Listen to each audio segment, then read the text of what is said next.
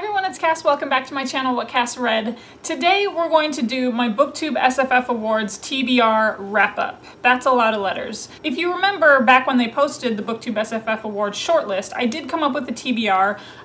It was pretty ambitious. I did only end up reading 4 books on the TBR, which is crazy because I kept talking about how I was trying to get all these books done for the Booktube SFF Awards, and then I did the OWL's readathon. That took some time away.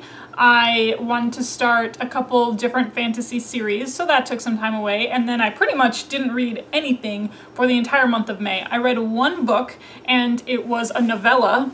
It was The Willful Princess and the Piebald Prince, written by Robin Hobb. It was 150 pages. That was the only thing I read in the entire month of May. I had planned on getting to The Bear and the Nightingale in the month of May. I didn't get to that one, which is kind of a bummer because that one was nominated for 2 different categories. And then I didn't get to Red Sister, which again, it's like bumming me out so hard that I didn't get to that one because so many people have been reading that one lately for the Booktube SFF Awards and they've been loving it. The voting has opened and now closed. We're anxiously awaiting the live show and the results. So I wanted to wrap up the 4 books that I did end up finishing for the Booktube SFF Awards. The first book that I want to talk about, this is Windwitch, written by Susan Dennard. This is book number 2 of the Witchland series. It follows Truthwitch, and this is the continuation. Pretty much the events take place immediately after the events of Truthwitch have ended. Prince Merrick, who is our Windwitch on the cover, is thought to be dead, but he's clearly not dead because he's alive and well. He's just been in hiding and been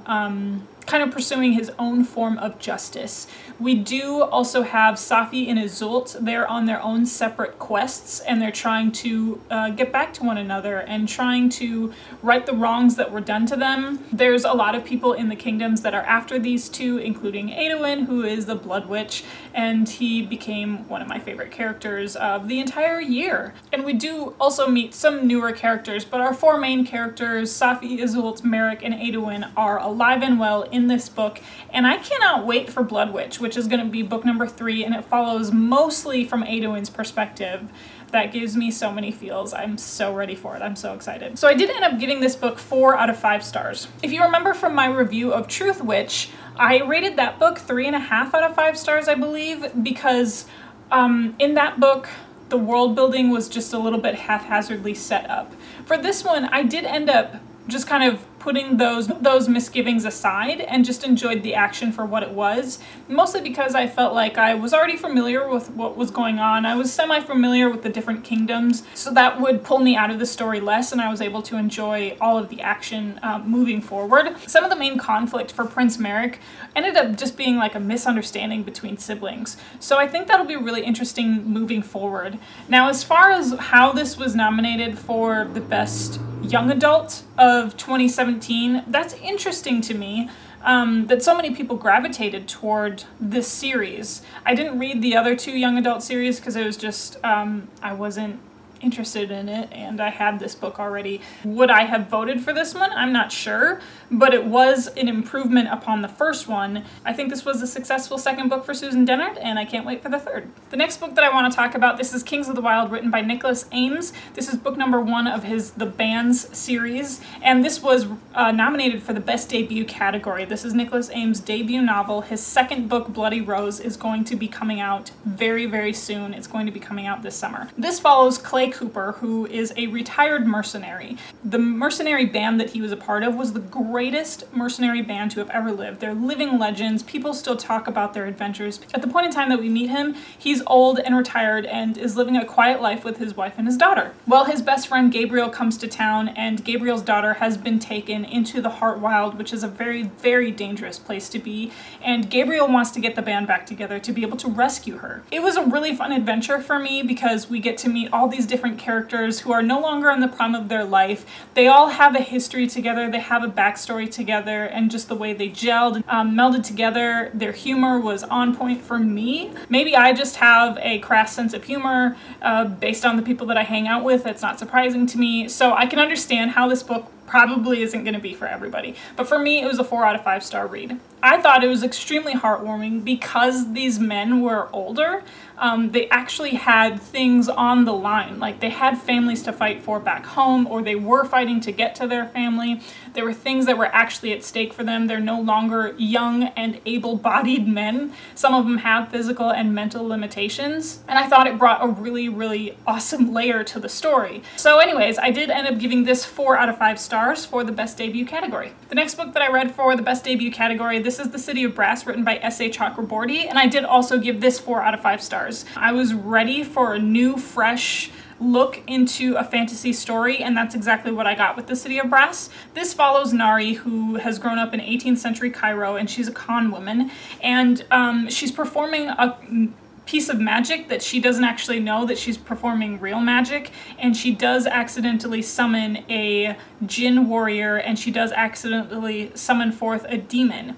And the Jinn warrior recognized that she has some type of latent power, and our Jinn warrior, who is named Dara, has whisked her away to the land and the world of the Jinn to keep her safe. And then we meet a prince, Prince Ali. It's really hard not to think about Aladdin when I say Prince Ali, but we get into his life in the musings of the court. He is the second born prince, and he grew up in a very militarized environment inside the citadel, and his role in life is to become a warrior for his brother, who will become king. The story is just interwoven with all sorts of politics, with family drama, with romantic drama, with magical drama, and this had so much to offer. The reason why I ended up giving this one 4 out of 5 stars was because it still read a little bit westernized to me. At parts it felt like a really familiar fantasy story that I had read before, but just like with a new Middle Eastern environment.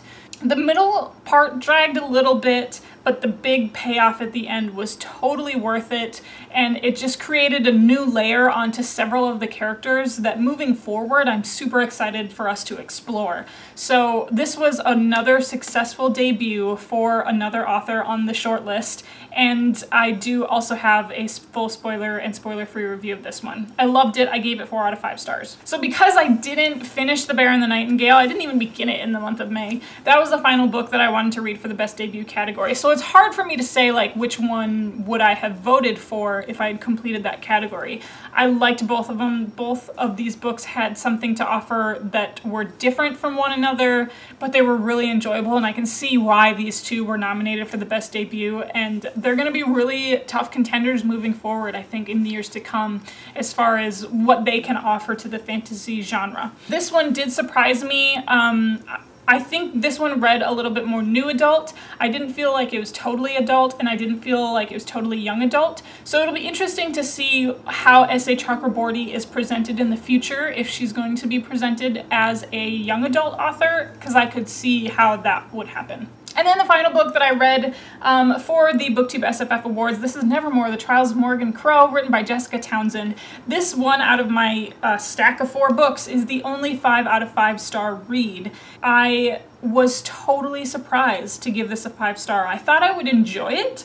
I thought it was going to be fun and cute, but because it was nominated in the middle grade category, not gonna lie, I kind of didn't anticipate and didn't expect that much from this book, but this blew all of my expectations out of the water. So this book follows a young girl named Morrigan, and she was born on a very, very unlucky day. So pretty much because she was born on this day, any of the town's bad luck, they pin the blame on her.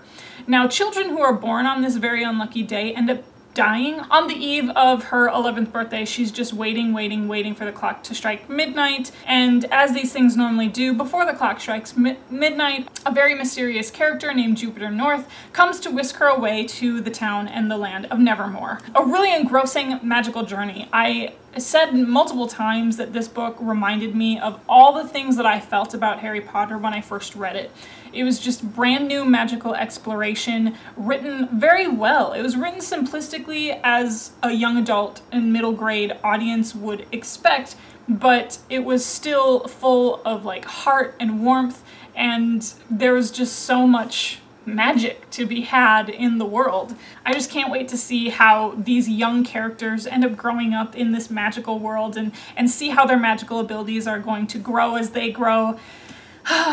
This book was phenomenal. So I ended up giving this 5 out of 5 stars. Would I have voted for that one in the Booktube SFF Awards if I had read all 3 of the middle grade novels? I think so. Like, I just don't see how I would have felt those same things from a middle grade story the way that Nevermore made me feel. Is that cheating to say? Probably. That's why I didn't vote, because I didn't think it was fair for me to vote if I didn't read all the books in the category.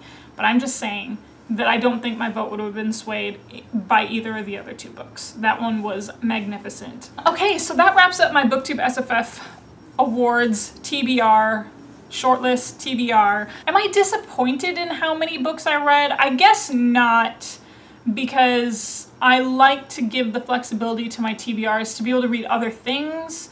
And if I had been only reading Booktube SFF Awards books, I just wouldn't have had time for other books like Soulless. I wouldn't have been able to explore the Mistborn trilogy. Moving forward in the years to come, am I going to put as many books on my TBR? Probably, because I always put more books on my TBR than I know I'm going to get to give me options. I'm just like an options kind of gal. I can't wait to see how the votes shake out.